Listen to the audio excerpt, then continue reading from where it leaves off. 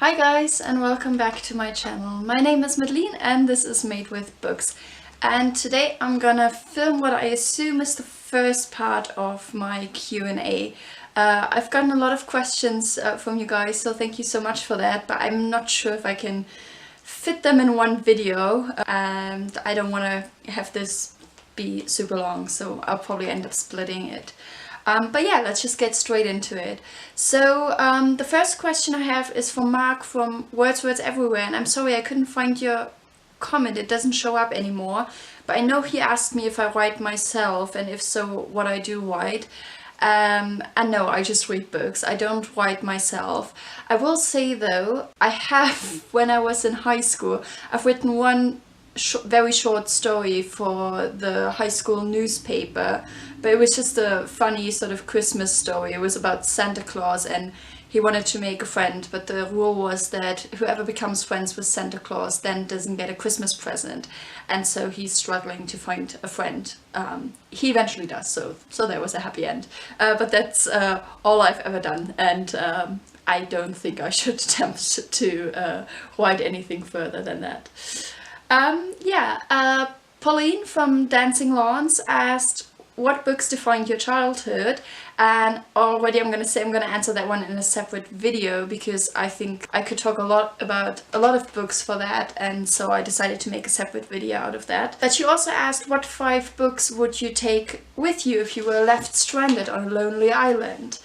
And I would definitely take my 2 top favorite books with me, so Wuthering Heights by Emily Bronte and The Heart is a Lonely Hunter by Carson McCullers. I would also take 2 books I haven't read with me. One would be In Search of Lost Time by Marcel Proust, and then the other would be Les Miserables by Victor Hugo, because I imagine I would have enough time to read them on that deserted island, and by the time I would get to the end I probably have forgotten the beginning, so I could just start all over.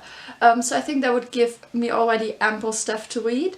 And then I decided the 5th book would be a non-fiction book about how to survive on a deserted island, because otherwise I'd be totally screwed and wouldn't be even able to read the other books, so I thought I'd throw that one in. She also asked me what are some of my favorite German writers, and I had a look, and unfortunately some of my very favorite German writers haven't been translated into English. I will still name them. So one is Astrid Rosenfeld, and the novel I love best by her, Adam's Erbe, has actually been translated into at least Spanish, I think also French, and I'm thinking one more language, but I can't remember which one. So if you speak any of those languages, check her out. And Adam's Erbe, which translates to Adam's Heritage, is sort of a story that is set in 2 different generations. One is Adam, which is during World War II, and he and his family is Jewish, and it's his story, but it's a fictional one, I should add, so if you don't like that,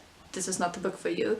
And then it's Edward, who is which is set in the current day, and who discovers notes by Adam and discovers Adam's story, and through that we get it told. And then another author I really love is Joachim Meyerhoff, and he has a series that I guess is in a similar vein that Knausgaard is, because he writes about his own life, but they are so funny and lovely, and these books, I just love them to bits. The first one is about a year he did abroad during his high school years in the US, I think in Wyoming. And then the second one is him growing up as a small child on the property where a psychiatric clinic was, because his father was the director of the clinic.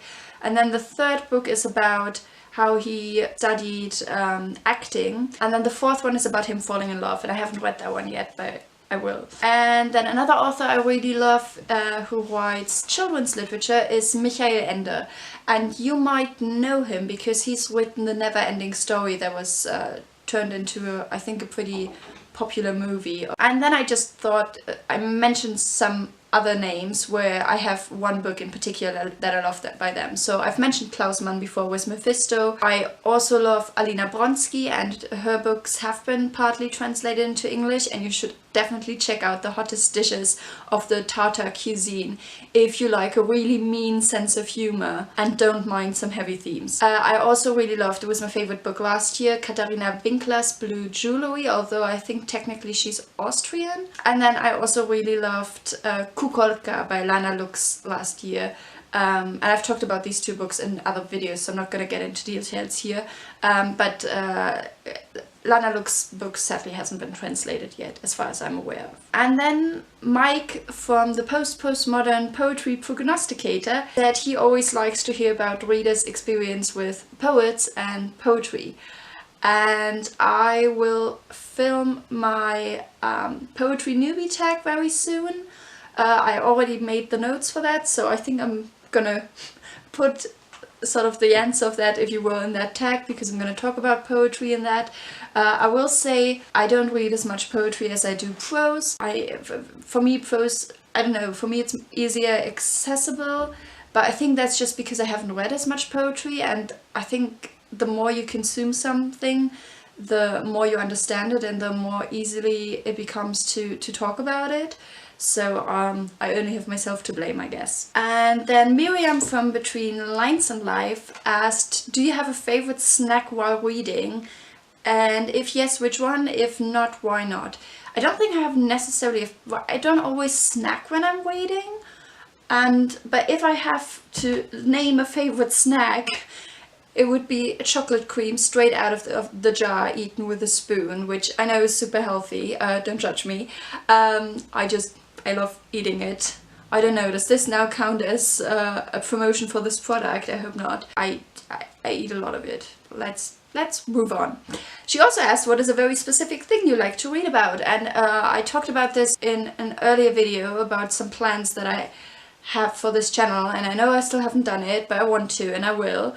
I'm really interested in books that deal with dementia, and I know that's a heavy subject, but my grandma had Alzheimer's disease, and I'm just interested in these kind of books because of that, I guess. And I know that's a heavy subject, but yeah. She also asked me some non-bookish questions, and one was favorite places you've visited and a place you still want to visit. And I think favorite places I've visited would probably be the UK in general, because I really love the British landscape. I don't know, it just has, I don't know, it feels calm, if that makes sense. I think it's beautiful. I also absolutely loved Hawaii. I was on Oahu Island and I thought that was amazing. I love Wisconsin just because I lived there for a year and that's where my host family lives, and I love it because of that. I love, in Germany, I think the city Bamberg is really beautiful. I absolutely loved Poland. Daniel and I, 2.5 years ago by now, did a 3-week traveling tour through Poland, and we've seen loads and loads of the country, and I absolutely loved it. I think it's beautiful and completely underrated as a travel destiny. Go to Poland. Also California. I've studied at UC Berkeley for a while, and I traveled when Daniel came to visit. We traveled through all the national parks, so we went to Joshua Tree National Park, Yosemite, Sequoia. We also went to Arizona, so Grand Canyon and Antelope Canyon, and the Antelope Canyon was absolutely beautiful, and I mean Grand Canyon obviously breathtaking, so that was beautiful. I also went to Vancouver and I thought that was a beautiful city, and I really liked London. If you remember, I did a book haul about the books that Daniel and I picked up in London when we were there, and I loved the way we explored the city. I mean, we've both explored it the touristy way before, but this time we just went to the bookshops, which was really good fun.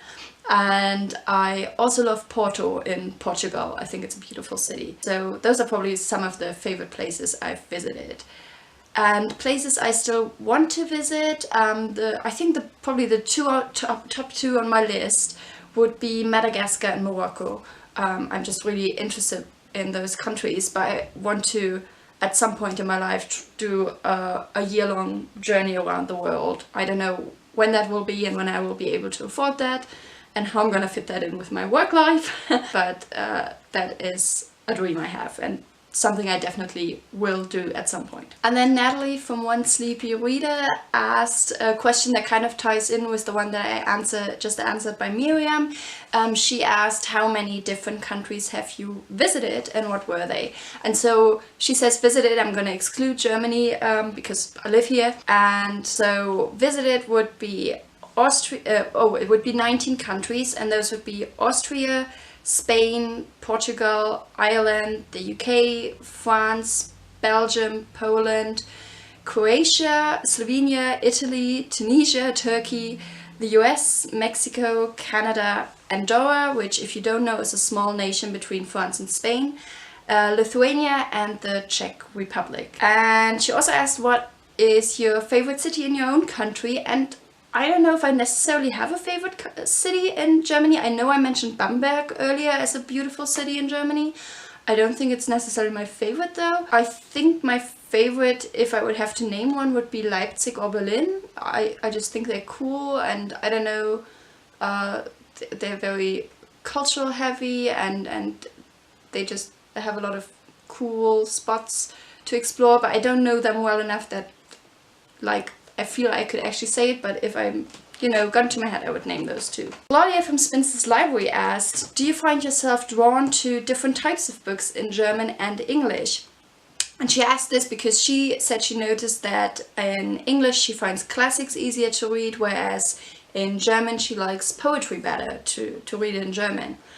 And I totally get why she says that. I think classics that are written in English are, for the most part, easier to read. I don't know why that is. I think a lot of German classics are just very heavy and I don't know, you just have to slog your way through it, if that makes sense. And with poetry the same. I think German poetry is easier, and I wonder if that's just because that's our native language and poetry just has a very condensed way of using language, so it's just easier in your native tongue, because even if you speak another language very, very well, you're still not gonna know the ins and outs of it as well as you do your own.